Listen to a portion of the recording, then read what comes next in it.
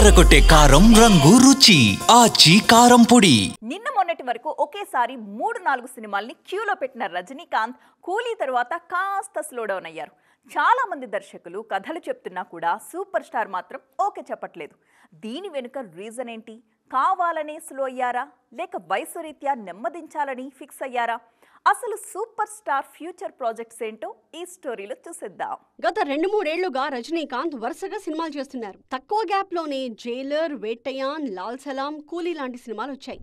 ఇందులో జైలర్ మినహా ఏది ఆడలేదు. కూలీ కూడా ఏదో ఒక మోస్తరుగా ఆడింది, కానీ హిట్ అయితే కాదు. దీనికి 500 కోట్లకు పైగా గ్రాస్ వచ్చింది. కానీ బ్రేక్ ఈవెన్ కోసమే 600 కోట్లు రావాలి.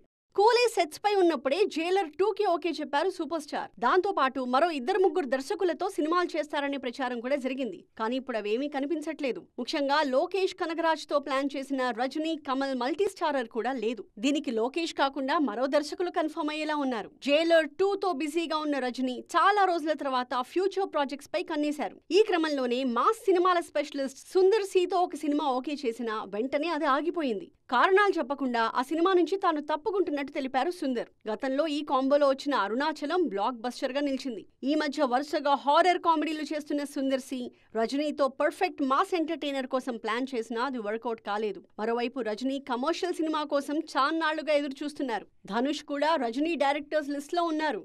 మరి వీరిలో ఎవరిని సూపర్ స్టార్ లాక్ చేస్తారో చూడాలి.